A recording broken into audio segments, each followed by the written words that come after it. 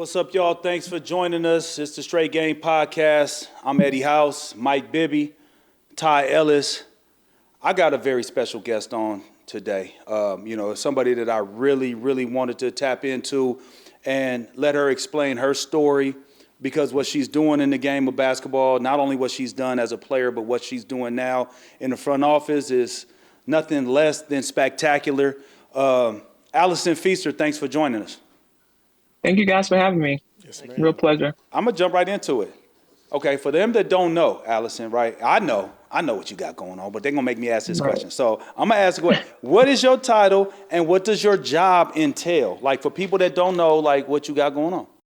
Right. So my title is Vice President of Team Operations and Organizational Growth for the Boston Celtics. And what do I do is probably a little more complicated, but to be honest, I consider myself first and foremost a culture warrior. I think, we like to emphasize and take pride in. I want to say that with the utmost humility, but we believe in gleaning from the margins, the things that really matter and the things that really impact winning. And probably at the top of that list is like modeling, championship behaviors. And I, as one of the leaders in basketball operations, take that to heart. I assist Brad and the other executives in basketball and on the business side with the day-to-day things, helping to manage the basketball operations and, on a day-to-day operational level. I am one of the co-leads for our social justice and racial equity platform, Boston Celtics United, which, if you know anything about the Celtics, we take our role as a community agent very seriously. It's our presence in the community is intricately linked to our identity as a sports and entertainment company and as a basketball team. We really believe that we have to kind of walk the walk in terms of representing those who live in our community and those who support our product, and ultimately those who step on the court for us, night in and night out. Um, I don't know what else. I do whatever really Brad even has me to do, and work closely with just about everybody. Honestly, with everybody in the organization. So So, Allison, one of my close friends is Aaron Miles. We played together in Europe, spent a lot of time together over there. And when he was in Boston, we spoke all the time. And I say, so you know Allison Feaster? He's like, yeah, yeah. How do you know her? I said, well, I've known her when she was working in the league office, all these different things. And I say, well, what does she do? And his answer was literally, bro, she dope. She just dope. And so everything you just said encompasses the word dope, right? And so my time knowing you in the league office, we've had a lot of conversations about player development, and to see you in that position and have you experience what you have experienced. I was talking with Eddie last week. I said, bro, I'm gonna put it out in the universe. She's gonna be the first GM. Why not? Why not? You know, and I'm a big person to put things out, and my faith is so audacious, sometimes it becomes offensive. So I have the audacity to say that in the next 2 to 3 years, 2 to 5 years, or whenever guys see fit, Allison Feaster is going to be the first GM of an NBA team. So I said it. I'm a stand on it. Stand on business is what the young guys say. I'm a stand on that business right then and there. So, Mike, okay, you know, go ahead. I'm sorry. Go ahead, Allison. no, what's crazy? I am a big fan of Aaron. We had a great year, but we also had some challenges Yeah. around the season. But um, you know, I think all things great come through the G League. Yeah. Everybody who's really super appreciative and who really loves the game has spent time in the G League and has learned a lot. And me, Aaron, so many of us have done that. So, regarding what you just spoken to the atmosphere, I would not want to disrespect the process. I know everybody who is in a front office seat wants to be a general manager, run a team. While that has been said at times about me and what may lie ahead. I don't necessarily know if that's, you know, I know how difficult it is. There's only 30 roles, 30 roles in the league. I know that, you have to have so many factors, fall into place. I do, however, having, been at a team for the past 5 years, going on 6. I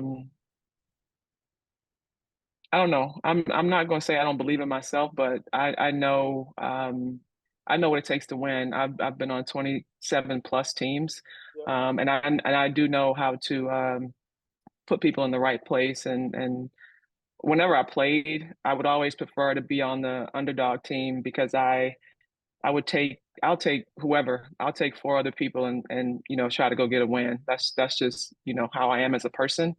And so, yeah, I mean, I love where I am. Brad's a great leader, and I have a wonderful, wonderful staff around, us that helps us be the best we can be. And it's a championship organization. So I'm not in any hurry to run off and do anything else. Talk, champ. Talk that talk. Real quick, Eddie, we talk a lot about Boston. Like he bleeds green. So sometimes it gets on our nerves, but that's our boy. Different. It's different, right? It's different here. Hey, talk that. Hey, talk heavy to them. They don't know that. They just don't know. You don't know unless you know. Allison, the worst thing that could have happened when he won an Emmy.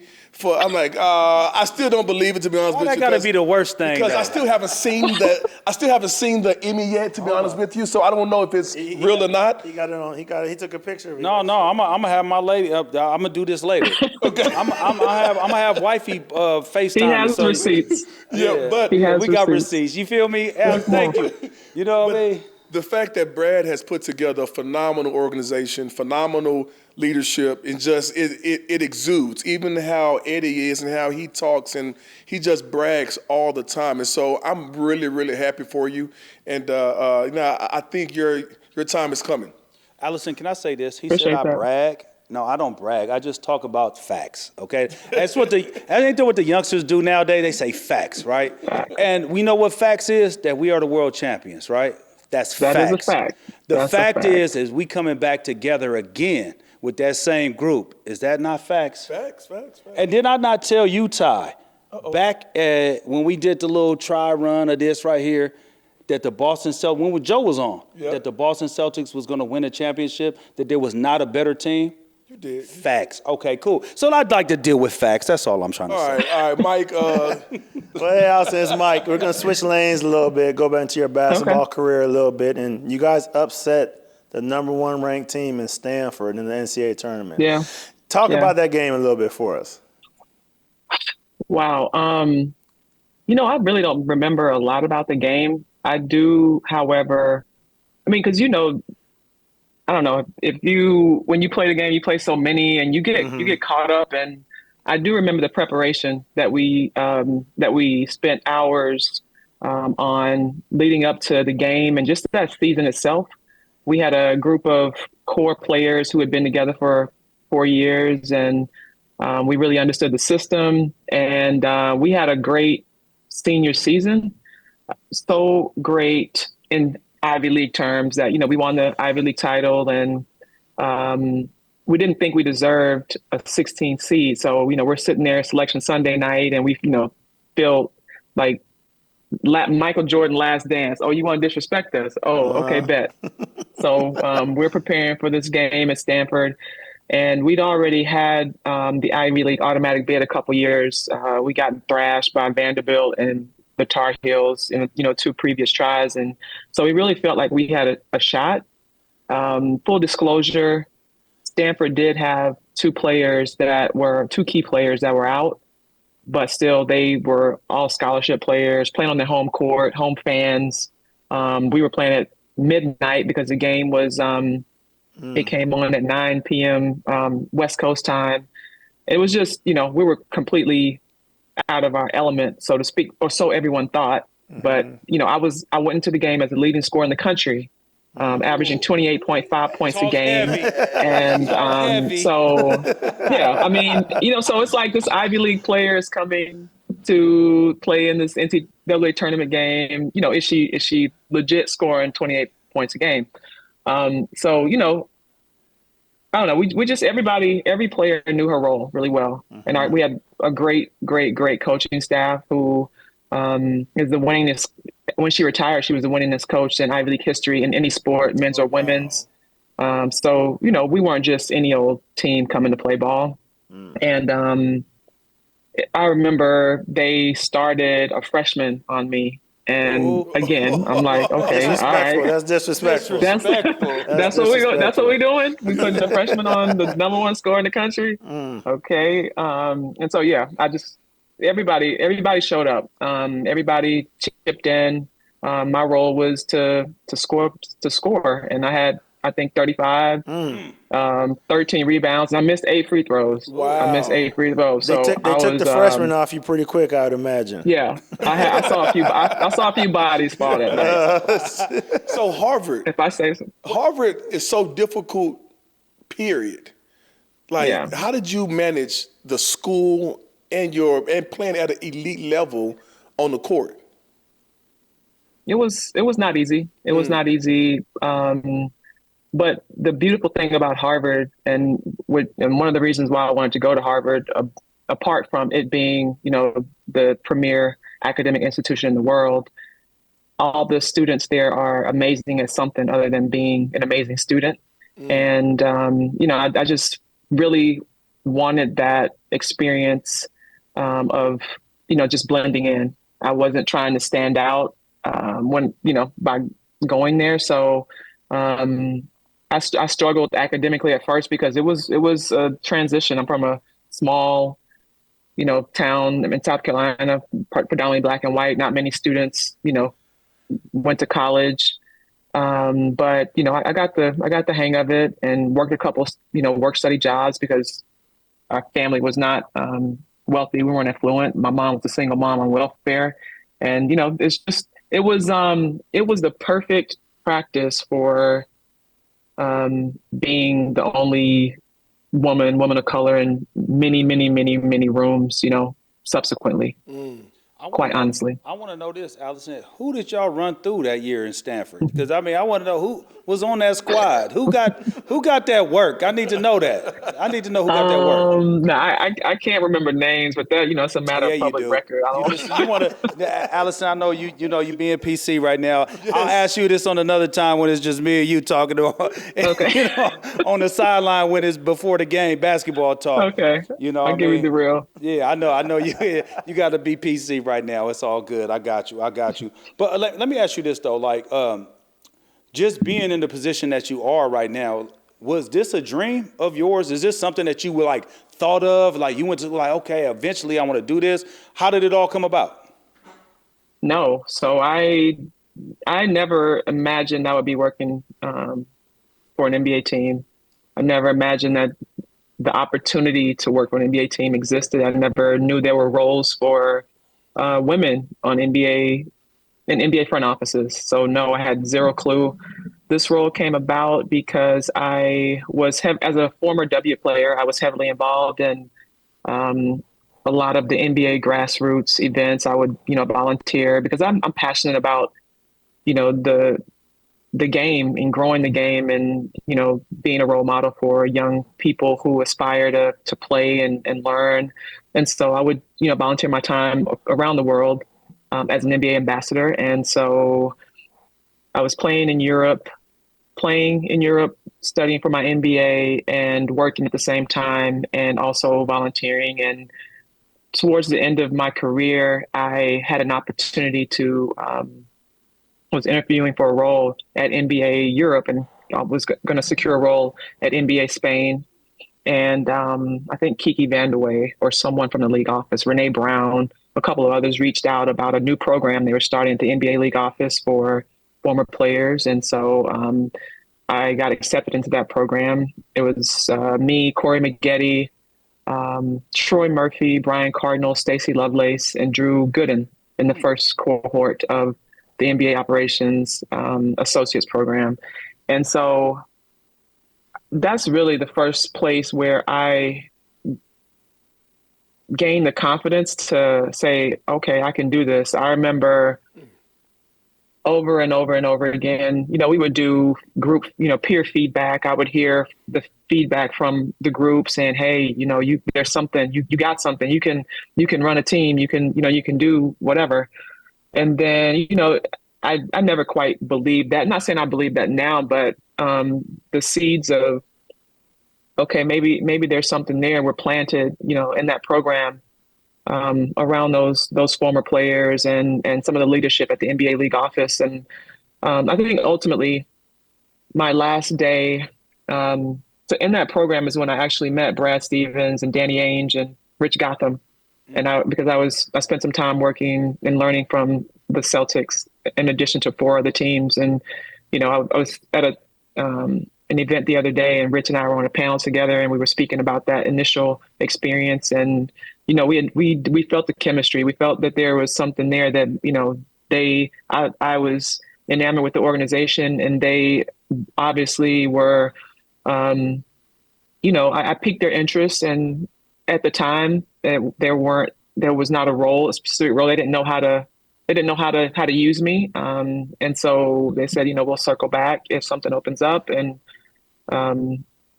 something did. A few years later, Danny Ainge just called me out of the blue one day and, asked me, did I want to come in as the director of player development?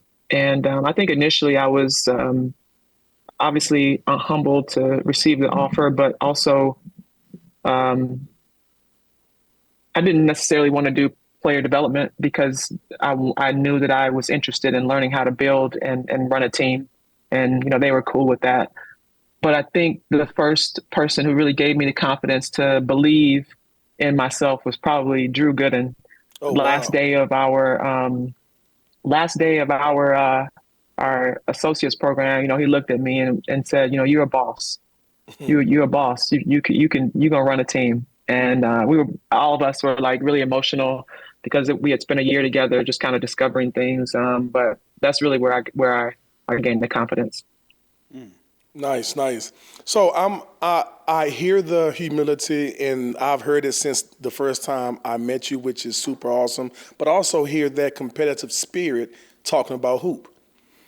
Sarah Strong, man, that young lady got game, a lot of it too. We know where she get it from, but I'm hearing the mentality to be the best, where it comes from as well. Just talk about how proud you are of her journey, and it's easy to look at the top of the top and don't know how far it goes down. What the work that she has put in. Talk about that, please. Yeah. I mean, you guys know your parents, and you pour everything you have into your kids, and you want the best for them. I can't believe that she had the trajectory she had and is having.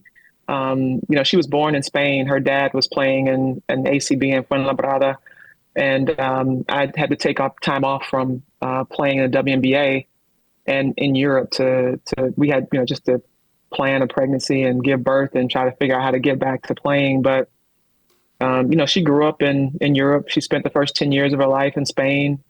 We were in Italy for a year, but she was in Spain with me the whole time. And, playing soccer and basketball, year round. And she was a European kid before she got to the States when she was 10. And I think because she got here when she was 10 and she didn't have the exposure to a lot of the grassroots and elite basketball, the AAU. She really largely came in unknown, and which was wonderful because of the insanity of the AAU, the elite basketball scene nowadays. And so she was able to just kind of come and kind of fly under the radar, and largely was unknown to a lot of the recruiting process. And so when she finally got to being known, it just kind of skyrocketed from there. And I couldn't be more proud of the way she has approached the journey. I can't be more proud of her gradual appreciation of the work ethic it takes to be the best, and all the people along the way who have poured into her. Awesome. And we were just talking about being a mom and understanding how that is and the journey that Sarah had, coming up overseas and that journey that you had is totally different. I have this question because we are fathers up here, right? Are you hard on your daughter like how we are hard on our sons? Because you hooped, we've all hooped, and I know them conversations that I've been having. And I know, that's their uncle over there, so I know he been having them conversations with it too. So are you the same way as a parent, or are you a little softer because you're a mom, or no? I mean, I think you already know the answer to that question. I know. Like, you don't. I want to know hear the it. answer to it. I don't know you that well, Allison. I already know the answer. I can see it in your face. wanted to hear it. I can see it in your face when he was asking it.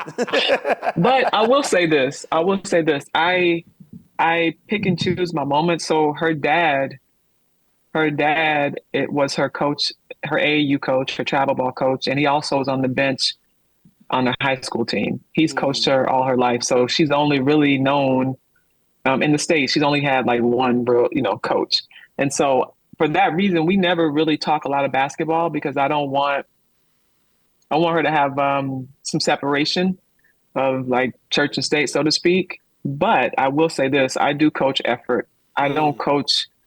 I may not talk about the X's and O's, but I do talk about effort. I talk about habits. I talk about, you want to be XYZ, that ain't gonna cut it. That's not it. You want to go to UConn? That's not it. And I don't use those words. Obviously, I go hard in that respect. Well, this is an uncensored podcast, so you're more than welcome to let yourself go how you want to really talk. Act like we're her at the time, and we're not listening to you. Nah, she knows that I am committed to excellence. Let's just put it that way. Committed to excellence and respecting the game. And I tell her all the time, you got to look yourself in the mirror and say, I'm that, and go out there and prove it. When you on the court, you got to believe you're the best and give 1,000% every time. I have those conversations with her. But a lot of these kids today are missing that, I think. They want to be told the right thing. They want to be pampered. So, I don't know if it's coming from a person that's played the game. It's different. It's different in that aspect because, I was on my kids' head hard and just working hard. I think it's just different because we're players. That's our mental. So I got another question for you, Allison. I got the women's game took off this year, college and WNBA. Give me your take on that and what you think about that.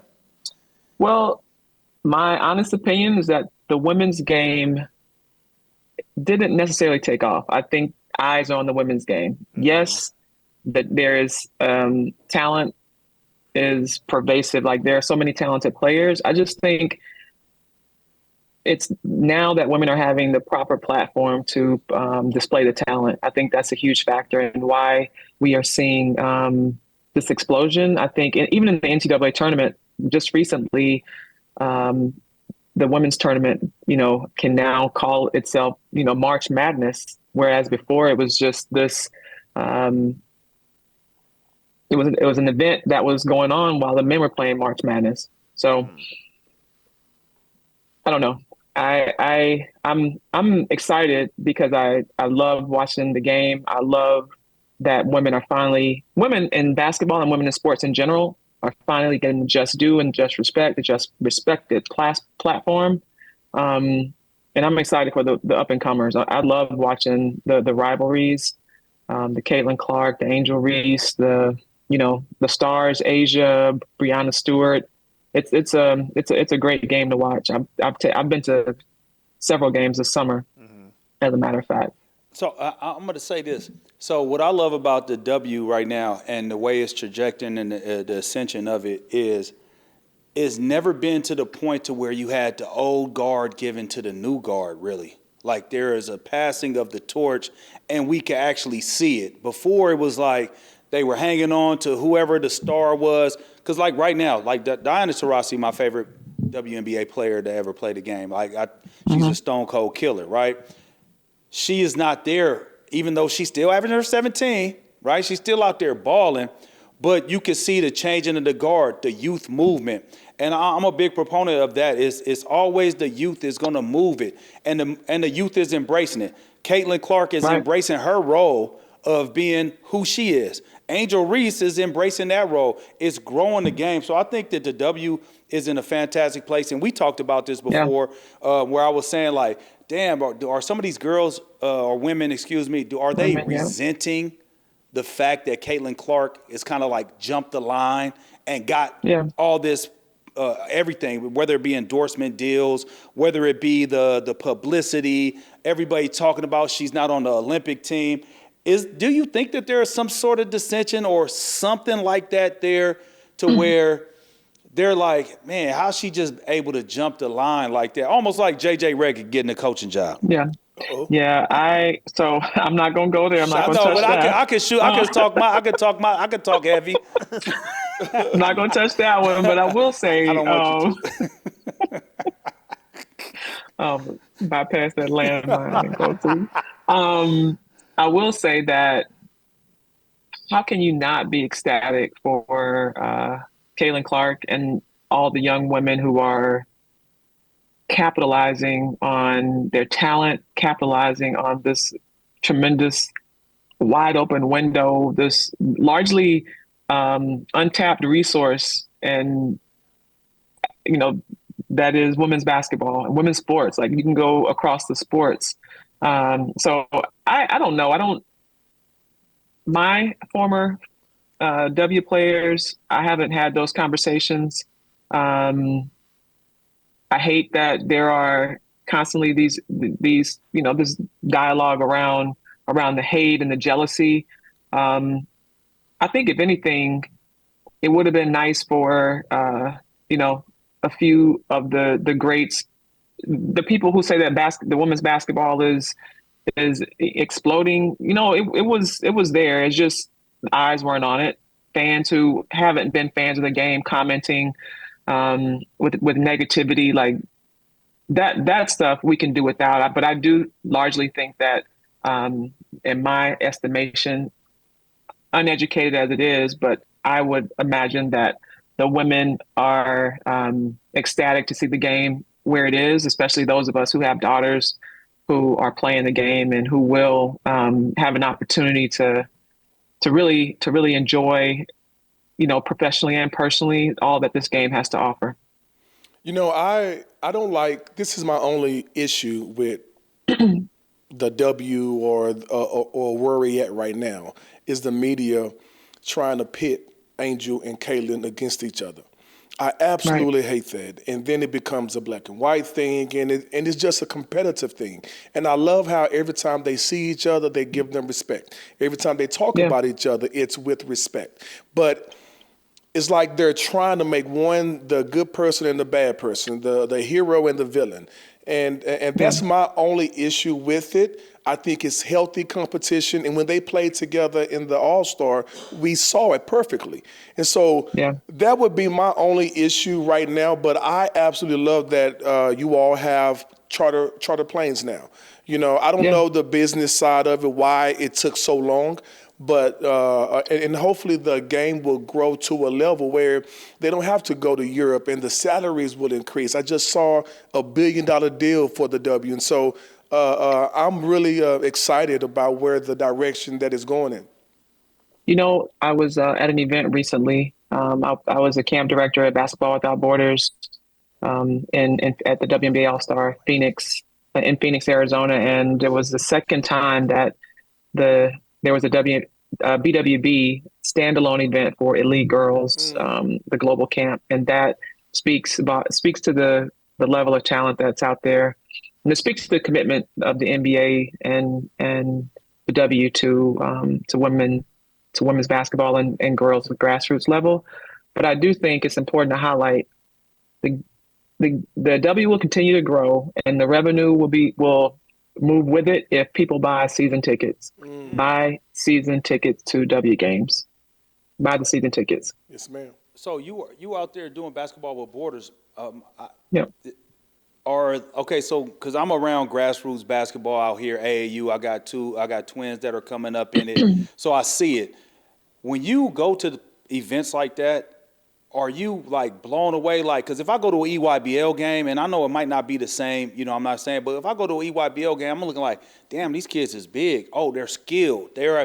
Are you seeing that type of growth in the W as well, or the grassroots? Like, kids are getting bigger, they're getting more skilled, and they're coming from everywhere, kind of like how the Yeah. NBA did. So at this past camp in Phoenix, there was an 18-year-old young woman, Ecuadorian, who is playing professionally in Italy right now, and I think she's probably weighing her. I think still has a year of eligibility. Well, she can still declare for college, so you might be seeing one of the top 18-year-olds next season in college. The Australians are good players. They traditionally perform at BWB camps. Who would some of the top players that come out of BWB? Nika Mule, Aaliyah Edwards, both participated at BWB and several others. Yeah, you're seeing the level of talent get better, which is amazing, and it's a great thing for the game of basketball, obviously.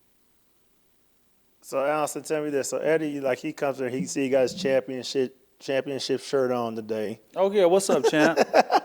What was it? It's that. Come on, talk heavy. What was it like for you winning championship this year with the franchise? So I've been asked this question a lot. It's hard to quantify, and I will say, my husband won a championship with the Bucks in 21, and he would say to me, "Oh, it's like nothing, and it's like nothing you've ever experienced before." And I'm like, "Yeah, whatever. I've won, Ivy League titles. I've won titles in France and Spain, whatever. I've won 2 EuroLeague titles. I know what a title, winning feels like, but ain't nothing like having the confetti." Rain down on you like in TD Garden. It's nothing like seeing Jason and Jalen and Al Horford and Kristaps and Derek and Drew and all of them realize their life's work together. It's and on top of that you add my 5 years, and I'm speaking because it's me who experienced it, but I know each and every person in the organization has a journey and experience and so many life events that have happened during basketball season. And you pour everything. You are with those people more than you're with your family. So it was fucking unreal. It's unreal, and it's something I will never ever forget. Okay, one guy I'm happy for on that team was Al Horford. Al Horford, your teammate. Great guy. I mean, I was with him his rookie year. I mean, he was beyond his years that rookie year. He wasn't like an average rookie. He had common sense. He was smart. He had a high IQ, and I'm just happy for him to finally get one. Allison, agreed. For these that don't know what it's like to be in a championship parade, let them know what that parade was like. Ooh, the parade was unexpected. I mean, playing in the Garden, playing and like I played, but like being on the team, like being a Boston Celtic is different, and you see it's different when you get out there on that duck boat. Like it was louder in the streets of Boston than it was in TD Garden. Like it was, it was deafening. It was deafening. And I saw like some of our guys don't normally, you got your game face on, when you're in the gym. Like I saw the joy. I saw joy in the genuine appreciation and love being exchanged between the crush and the crowd and our guys. And that was special. That was special. So the biggest challenge, I'm sure you and Brad and your group have talked about what's next. Unfortunately, winning another one. That's what's next. Well, obviously, but you don't have that much time to really celebrate it because in a matter of 2 months, like you guys like are the hunted now. So what's the biggest challenge internally, that you guys face? I think you guys already know the answer to that. It's the relaxation that you feel when you've accomplished a goal. It's that moment of relax, the moment of, resting, the moment of complacency that you experience. We gotta maintain. And again, I'm speaking for me personally, how I as a player would live something, how I as a teammate would live something. And I'm pretty sure Brad and Joe have their own, and others in the organization have their own approach. But you really gotta remember how you want it. Remember how you want it, and while others are trying to copy that, mimic that, you got to remember how you want it, and try to glean little moments of improvement, so that you can get back there. Remember the hunger though. And you're right. It is a we did win it. We did, and we coming back there again. There are a lot of teams that didn't. So it's gonna be interesting. Hey, and by the way, let me just for full disclosure, let me tell you that Ty was talking about Denver was going to win it. If we face Denver, he said Denver was going to beat us in the final. Remember that? It's on tape. I do. Yeah, see what I'm saying? I mean, It's all matchups. they were the champions. No, it don't matter. It don't matter. We out here matched up. Stop it. And what we did, and I'm going to tell you what we also did. Great job, Allison. Great job, Brad. Great job, Wick. Great job, Pags. Great job, Rich Gotham. All those guys over there that's making everything happen. We brought the crew back because you usually get plucked. Think about when you win a championship, players get plucked. When Denver won it, Bruce Brown left. No doubt. Jeff Green left. Got the goggles too. What's the name? Where the glasses? The goggles. Yeah, Bruce. No, there was a different. It was another guy. No, you talking about Reggie Jackson. He just left this year though. Okay. And then the year we won it in 08, right? We got plucked James Posey. Even though we came back and won 62 games the next year, even with KG out for 27 of them, we still had a shot, but we needed, we were able to bring back this team. That's why I'm saying we're going to do it again. And the one thing about it, I don't think, this is what I think, Allison, and you could correct me if I'm wrong. You've been around these guys. You've had more conversations with these guys than I've had, right? But the conversation that I have had with these guys tells me one thing about them is that they all are motivated and they find motivation out of everything. Oh, they fucked around and got Jaylen Brown mad as hell now. Okay, y'all want to play? Okay, this is what y'all want to do? Oh, they didn't fucked around and got Jason Tatum mad. Oh, Steve Kerr with the flim flam when he did the bogus. Flim flam. Yeah, he did the flim flam. He didn't. But who you play? gonna put? But man, get Joel Embiid out the game. I mean, he's an all NBA player for 3 straight years. Come on, man. He can't touch the floor. Stop it. He ain't me. I understand if you bench me for the game. Okay, cool. A perennial role player. You know what I'm saying? Average 7. No, I know somebody that's averaging 30 out here. Come on, man. So, Allison, this is when I have to. I'm going crazy right now. Come in and chill. I'm just waiting on Eddie to start popping his collar. When he start popping his collar, we have to go to a commercial because I don't know what's going to happen next. You understand me? but so what's your ultimate goal right now? I guess the cliche question is, where do you see yourself in 5 years? Every person is asked that at some point in time. Yeah. But Allison Feaster, where do you see yourself in 5 years? That's a great question. I don't have an answer. When I tell you I had no clue that I'd be here going on, what is this? I started in 2019. I'm starting my 6th season. I'll be with the team at least a few more seasons. I had no clue. And honestly, I'm going to continue to dive in and do what's asked of me, and maybe a little more, and try to be the best I can be for this franchise and help us continue to win. Our goal is not just, raising one banner. It's sustained success. And I'm fortunate that I get to, impact winning in that way and try to help figure out how we sustain success. And Boston is different. Boston is different, and you don't leave unless, I don't know. Yeah. I can't imagine. Well, me personally, I'll let Eddie end it, but I'm so happy, so proud, so excited of your success. When I first got into the G League, you, Stacey, Urge, the whole crew was super, super nice and welcoming.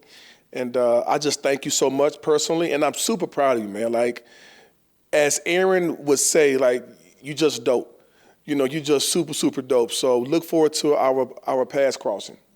I would say this. Likewise, Thank you for everything. Thank you for the time. Not only are you doing it at a high level, but again, you know, being in Boston, and we all know the story about Boston, you hear about the racism and things like that.